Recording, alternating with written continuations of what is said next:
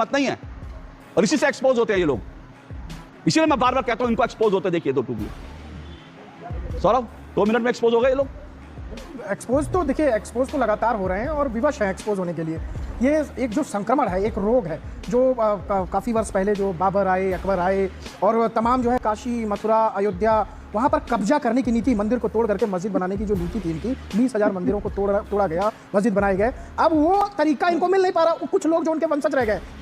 समझ रहे हो ना? तो ये तरीका क्या निकाला है? ये वक्फ बोर्ड। अच्छा, वक्फ बोर्ड को बनाया गया कि भैया दान दक्षिणा दे करके जो उसका सिस्टम में लोगों की मदद हो, उसके लिए बनाया गया था।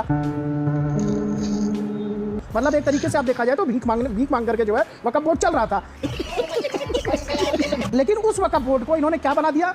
उस वक्फ बोर्ड को इन्होंने ये समझ लिया कि वक्फ बोर्ड जहां उंगली रख देगा, हाथ रख देगा, वो जमीन हमारी हो जाएगी। अच्छा, अगर इस तरह के मौलाना जो कुंभ के ऊपर जो है उन्होंने आपत्तिजनक एक बयान दिया और जानबूझ करके दिया भाईचारा बिगाड़ने के लिए, तो कह रहे बीजेपी की तरफ से, बीजेपी के वो कह रहे हैं ना आपको, लेकिन उनकी इतनी हिम्मत नहीं है। वो इन्हीं के भाई हैं। अरे बाप रे, ये तो धोती खोल रहा है। वो मीठा जहर घोलते हैं, ये कड़वा जहर घोलते हैं, वो इन्हीं के भाई हैं। अगर वो बीजेपी के एजेंट है तो आप मौलाना साजिद रशीदी क्यों नहीं थाने?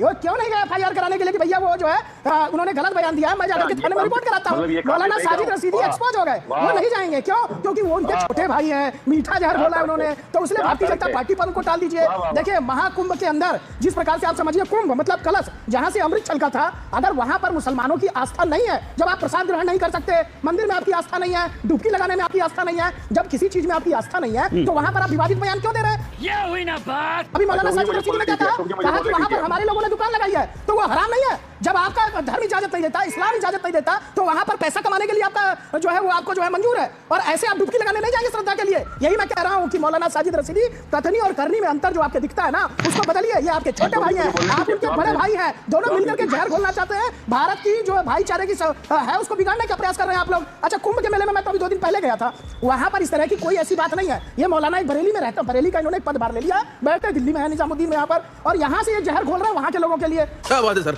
मुझे एक बात, नमस्कार दोस्तों, मैं हूं सुनील और आप देख रहे हैं क्विक रिएक्शंस में आप सबका एक बार फिर से स्वागत है।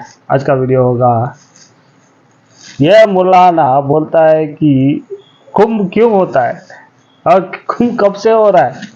अरे कुंभ जब तुम्हारा अल्लाह पैदा नहीं होता तब से हो रहा है। इसी हवाले से ये वाला वीडियो होने वाला है। चलिए वीडियो देखते हैं। चैनल पर पहली बार आया तो सब्सक्राइब कीजिए और पूरा वीडियो देखिए। चलिए वीडियो देखते हैं। बताइए साफ साफ स्पष्ट रूप से मौलाना साजिद रशीदी, जब आपका धर्म, आपका ईमान इसकी इजाजत नहीं देता कि वहां पर जाकर के हम डुबकी नहीं लगा सकते, वहां पर नहीं जा सकते, तो ये पैगाम सारे मुस्लिम भाइयों को दीजिए। आप उल्टा बोल रहे हैं, आप कह रहे हैं कि हमें रोका जा रहा है। अरे भाई, आपका धर्म आपको रोक रहा है, आपको किसी ने रोका नहीं। आपको तो यही कहा जा रहा है कि अगर आप देखिए पेशाब मिलाने का काम करेंगे, थूकने का काम करेंगे, इस तरह की चीजें नहीं। देखिए, इस तरह की चीजें आज उधर मत जाइए, आज उधर मत जाइए, वो किसी और दिन ठीक है, वो ठीक है। मैं अखाड़ा परिषद का जो वो बयान है वो ठीक है, वो अपनी जगह पे वो कह रहे हैं हमारे कुंभ जो है ना हमारी आस्था का, हम लोग उसको मानते हैं, हमारी आस्था है उसमें। वो कोई घूमने टहलने की जगह नहीं है कि कोई गया घूम के टहल करके आ गया, ऐसा कोई मेला नहीं है। वहां पर हमारे नागा साधुओं जिनके ऊपर हम लोग श्रद्धा पूर्वक देखते हैं, संगम में डुबकी लगाते हैं, गंगा स्नान करते हैं, वो हमारा आस्था का पर्व है। लेकिन लोग सोचते हैं क्या वो पर्यटक है? वहां पर जाने के लिए जिस तरह से गुमराह किया जा रहा है, कम से कम साजिद रशीदी जी, मैं चैलेंज करता हूं, अगर वो जाकर के FIR दर्ज करा दे तो मैं मान लूंगा कि वो बीजेपी के एजेंट जो ये बता रहे थे वो सही है। आप जाइए FIR कराइए, कल कॉपी लेकर के अशोक भाई को भेजिएगा। बोले साजिद रशीदी, आप वो कह रहे हैं कि भाई आप भी जा सकते हैं, FIR तो कोई भी नागरिक करा सकता है। अगर आपके मजहब को वो बदनाम कर रहे हैं तो आपकी भी जिम्मेदारी बनती है। अशोक भाई एक मिसाल मशहूर है गांव देहात में, क्योंकि जो खोले सो कुंडा खोले।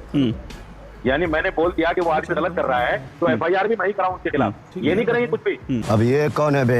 ये तो टट्टी है। ये कुछ नहीं करेंगे। कल को ये कहेंगे कि मौलाना शहाबुद्दीन रजा, साजिद रशीदी ने तो कराया आपके खिलाफ, हमने तो किया नहीं। आप तो हमारे थे, हम आपके थे, आपके ही आदमी ने कर दिया। चित्त भी आपकी, पट्ट भी आपकी, वाह वाह वाह वाह, चित्त भी आपकी, पट्ट भी आपकी। कार्रवाई तो करनी पड़ेगी क्योंकि आपके आदमी ने कर दिया। गलत को गलत बोलने की हिम्मत नहीं आपकी। ओके, एक मिनट रुकिए, मैं यहाँ पर मैं मोहम्मद आसिफ को भी लेकर आता हूँ, उनका भी मैं व्यू ले लेता हूँ, उसके बाद मैं आता हूँ। रुकिए एक मिनट मौलाना साजिद, एक मिनट। मोहम्मद आसिफ जी, इस पूरे मसले पर आप क्या कहेंगे? सबसे पहले तो कुंभ शुरू होने से पहले तमाम देशवासियों को कुंभ की हार्दिक शुभकामनाएं। दूसरा, कुंभ पहली बार नहीं बनने जा रहा 13 तारीख को, वर्षों से बनता चला आ रहा है, सरकारें कोई भी रही हो, कभी कुंभ को लेके विवाद नहीं हुआ, अभी विवाद क्यों हो रहा अरे हर टाइम विवाद होता है भाई। बताइए कब हुआ? ये कहाँ से आ गया, कहाँ से आते हो तुम? जानकारी नहीं है। नहीं, क्या विवाद हुआ? आपको इतिहास की जानकारी नहीं, नहीं है? कब विवाद हुआ? अरे कब विवाद नहीं हुआ? पिछले कुंभ में कब विवाद हुआ? जब समाजवादी पार्टी ने आजम खान को बनाया था तब कितने विवाद हुए थे? क्या विवाद हुआ? क्या महाकुंभ पूरी तरह सकून से निपटा? नहीं निपटा महाकुंभ। नहीं बताइए महाकुंभ के अंदर क्या हुआ? थोड़ा रिसर्च करके बैठिए। रिसर्च करके बैठे। महाकुंभ के अंदर क्या विवाद हुआ? रिसर्च करके बैठिए। क्या विवाद हुआ बताइए ना?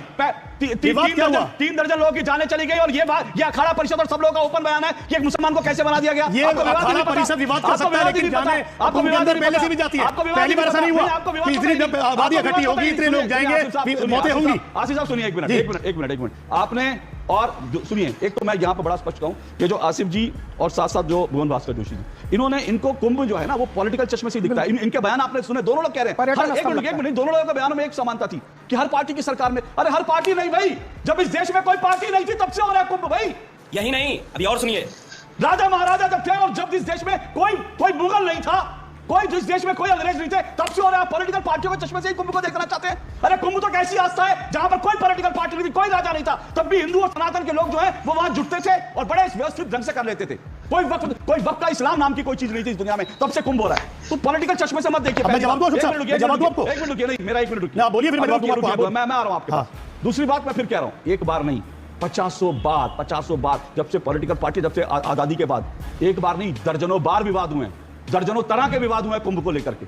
तो ये सवाल वो नहीं है, मैं सिर्फ ये कह रहा हूं, जैसे मैंने उनसे पूछा था, आपसे फिर पूछ रहा हूं, ये जो वक्फ को लेकर के जो बयान दिए जा रहे हैं, मेरा सवाल उस पर था, जोशी जी भी उधर से कन्नी काट गए, आप भी कन्नी काट रहे, क्योंकि मेरा सीधा सीधा आरोप है, आप जैसी पॉलिटिकल पार्टियां ही ये जो वक्फ के नाम पर कहीं भी उंगली रख के जमीन बता देते ना, आप लोग इनको शह देते हैं।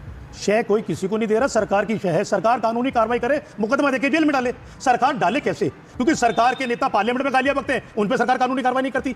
सरकार कोर्ट कहता है इनके खिलाफ कानूनी कार्रवाई करो, नाम लेके 3 एमपीओ के, तब भारतीय जनता पार्टी के नेता एफआईआर नहीं करते, तो कार्रवाई करेंगे इसके ऊपर? इनका मेन मकसद मौजूदा हुकूमत का एक है, भारतीय जनता पार्टी का और नरेंद्र मोदी जी की पॉलिटिक्स का। आप व्याधित बयान दीजिए, आपके ऊपर कानूनी कार्रवाई नहीं होगी, उस पर सिर्फ चर्चा होगी। जो आज हम कुंभ को लेकर, वक्फ बोर्ड को लेकर यहां बैठ के चर्चा कर रहे हैं, जबकि चर्चा होनी चाहिए देश के हालात के ऊपर। आज दिल्ली में चुनाव है, उसको लेकर क्या बात किस तरीके, लेकिन नहीं चर्चा हुई किस बात के ऊपर? जब कोर्ट ने कहा भारतीय जनता पार्टी के 3 एमपी को लेकर एफआईआर होनी चाहिए। अशोक जी कहा ना कोर्ट ने, अशोक जी कहा ना कोर्ट ने कहा ना इन तीनों के ऊपर एफआईआर चाहिए, लेकिन रातों रात उस जज का ट्रांसफर हो गया क्योंकि भारतीय जनता पार्टी के नेताओं के ऊपर कानूनी कार्रवाई नहीं हो रही। शर्म आनी चाहिए हुकूमत को, हुकूमत आनी चाहिए हुकूमत को, इस हुकूमत को शर्म आनी चाहिए जो हुकूमत कोर्ट के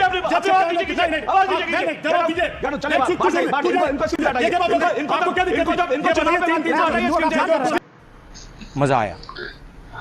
और मैं ये जो मजा है, कुंभ को लेकर बहुत ही हीटेड डिबेट हो गया है, और ये क्या मजा देगा रे बाबा, हर जगह मजा देने पे हो जाता ही। कैसा लगा आप सब लोग को ये वाला वीडियो? अच्छा लगा तो प्लीज लाइक शेयर और सब्सक्राइब कीजिए। मिलते हैं अगले वाले वीडियो पे। जय श्री राम।